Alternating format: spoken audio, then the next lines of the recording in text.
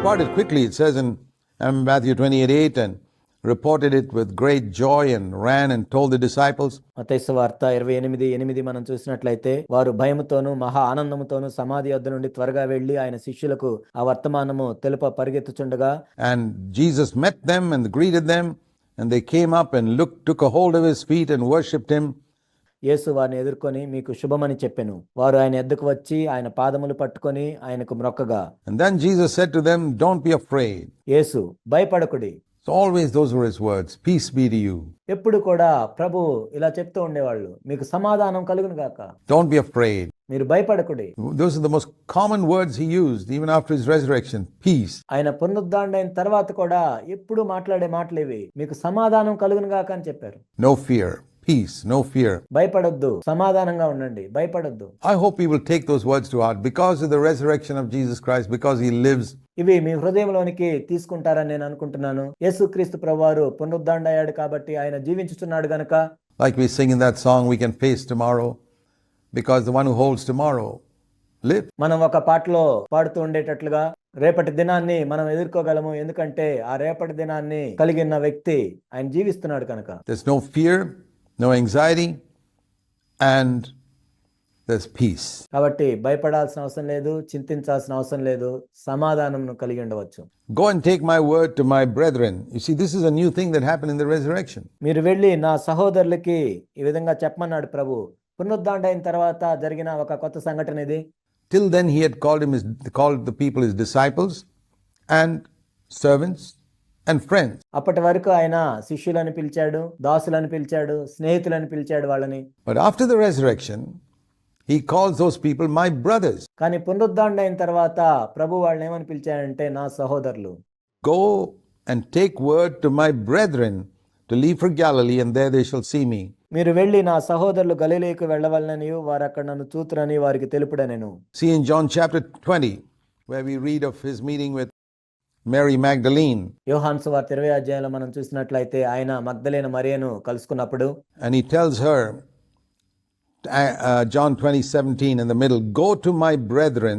యోహాను సువార్త 20వ అధ్యాయం 17వ వచనంలో, అయితే నా సహోదరుల యొద్దకు వెళ్ళి "And say to them, I ascend to my Father and your Father, my God and your God." నా తండ్రియు మీ తండ్రియు, నా దేవుడును మీ దేవుడైన వాని యొద్దకు ఎక్కిపోవచ్చున్నానని వారితో చెప్పుమనెను. Never did Jesus use that expression before. యేసుక్రీస్తు ప్రభువారు ఈ విధంగా ఇంతకు ముందు ఎప్పుడు మాట్లాడలేదు.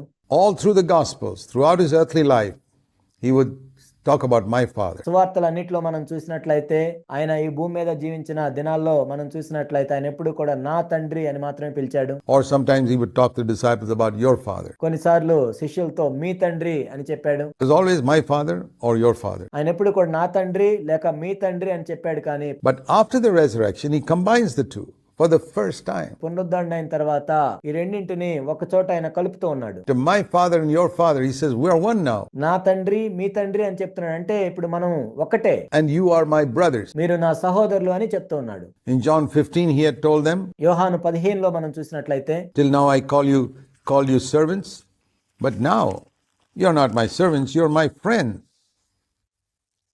John 15, and he says, you're my friends, verse 14.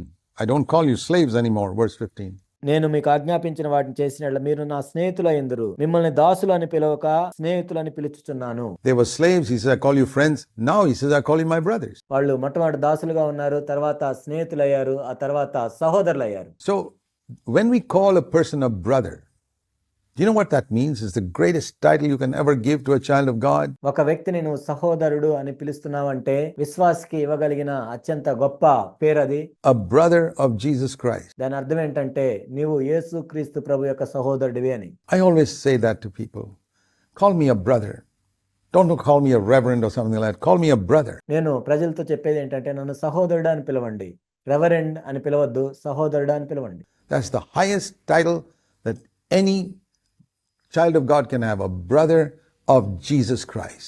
ఏ దేవుని బిడ్డ అయినా కలిగి ఉండగలిగిన అత్యంత గొప్ప బిరుదది, యేసు ప్రభు యొక్క సహోదరుడు. Go and tell my brothers. వెళ్ళి నా సహోదరులకు తెలియజేయము.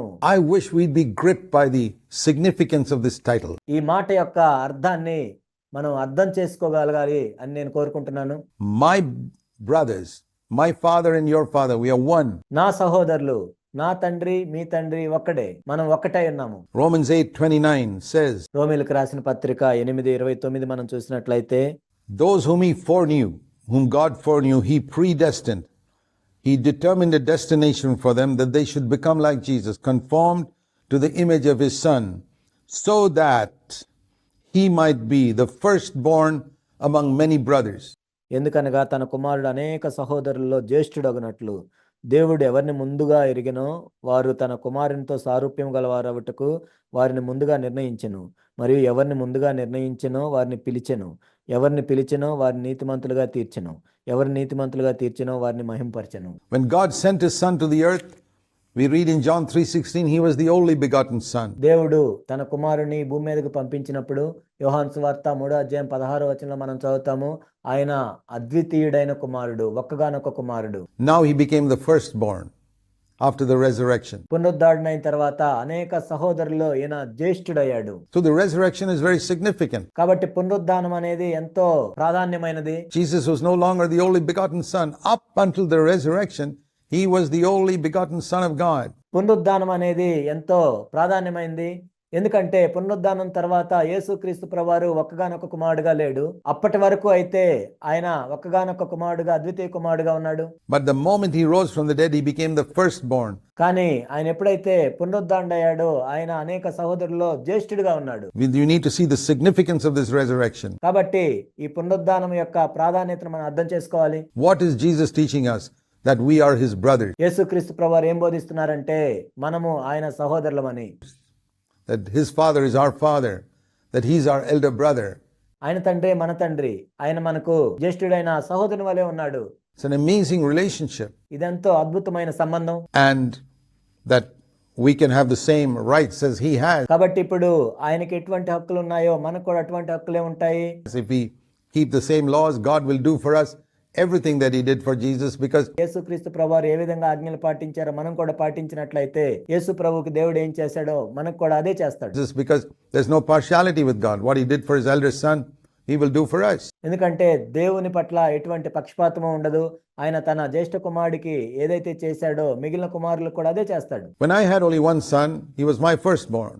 He was my only son. నాకు ఒక్కడే కొడుకున్నట్లయితే నాకు ప్రథమంగా పుట్టిన కొడుకు ఒక్కగానొక్క కొడుకుగా ఉంటాడు.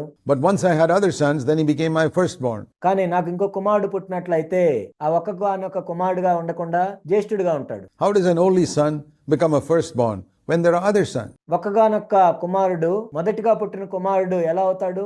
మిగిలిన కుమారులు ఉన్నప్పుడే అవుతాడు. That's what happened at the resurrection. పునరుద్ధానంలో కూడా అదే జరిగింది. Also, the only begotten son became the firstborn.